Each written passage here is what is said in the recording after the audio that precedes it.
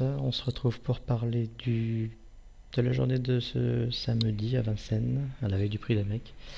Et on va surtout aborder en principal le Prix du Luxembourg, qui est le clou du spectacle, si on peut dire, parce qu'avec 11 partants, on n'a pas été vraiment gâté, à l'image de la Réunion d'ailleurs. La preuve, le quintet sur lequel on s'est retrouvé à plancher, vous l'avez vu ce matin. Mais le Prix du Luxembourg, ça reste quand même le grand classique du samedi à la veille de l'Amérique.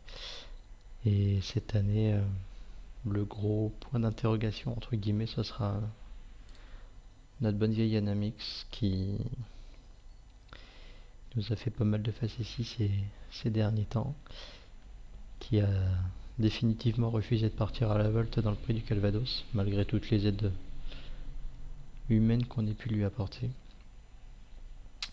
Ce qui nous a un petit peu plus inquiété par contre, c'est que dans ce prix du Calvados, elle n'a pas vraiment voulu courir, entre guillemets.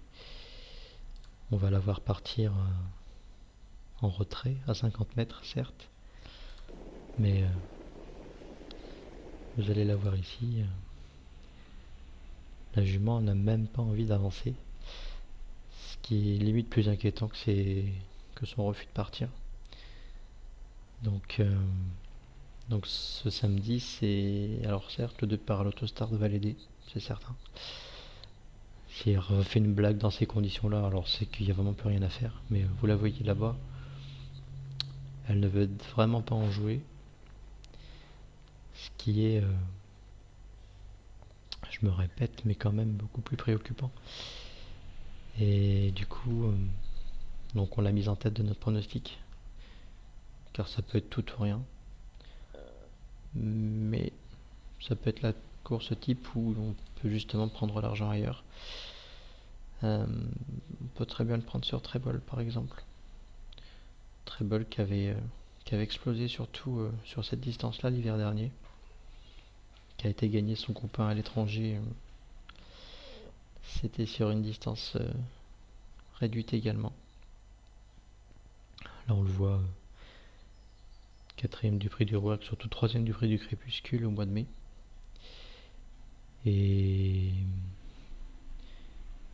dans le prix de Bretagne, en tout début de meeting, on l'a vu se montrer fautif dans la phase finale, alors qu'il aurait sans doute pris au pire une troisième place, je pense.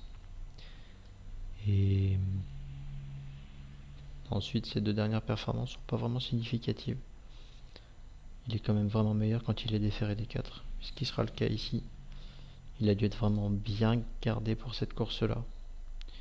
On va pas du tout le juger sur sa course de Cagnes. En plus, il a un très bon numéro ici, le 5.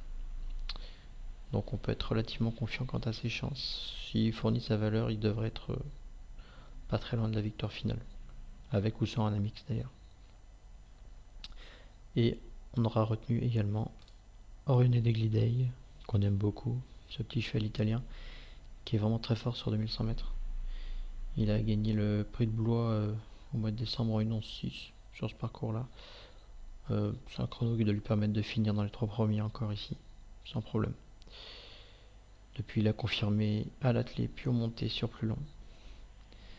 Et sa troisième place dans le prix Jean Dumouche est également très bonne. Et on sait que son driver lui donnera le meilleur des parcours pour placer sa pointe de vitesse finale. Et je vais finir sur un petit cheval qui m'inquiète quand même, c'est Aveavis. Enfin, le cheval, pas forcément le cheval, plutôt son driver. Jean-Michel Bayer qui est à l'écart 32 ou 33 si je ne me trompe pas. Il n'a pas gagné depuis le 18 janvier avec Bélina Josselin, ce qui commence à faire long pour un driver de son rang, entre guillemets. Le cheval un petit peu déçu dans le ténor de Beaune. Il n'avait pas vraiment de jus. On va voir si c'est mieux ce samedi. Avec le numéro 8 en dehors, mais il sera déféré des 4. Il a dû progresser sur cette course-là, donc on espère le voir sous son meilleur jour, mais tout en ayant un petit doute tout de même. Voilà. Du côté des outsiders, on aura sans doute Tornado Bello, qui sera sur peut-être pas sur sa meilleure distance, mais qui a un bon numéro. Déféré des 4, ça devrait pas être trop mal. Et sinon, un vrai bel outsider, Vagabond du Mag, qui part tout en dehors certes, mais qui a peut-être qui a peut-être les moyens de bien faire. Même si on l'a surtout vu au monté ces derniers temps. Sinon, il y a également Rocky Winner qui revient du monté, qui peut surprendre également. Sur sa meilleure valeur, il a vraiment une première chance, mais il est un petit peu déçu depuis le début du meeting. Et ce sera à peu près tout pour ces partants du prix du Luxembourg. Je vous laisserai le reste de la réunion à l'écrit, comme d'habitude. Et je vous souhaite un très bon samedi. Bonne journée à tous.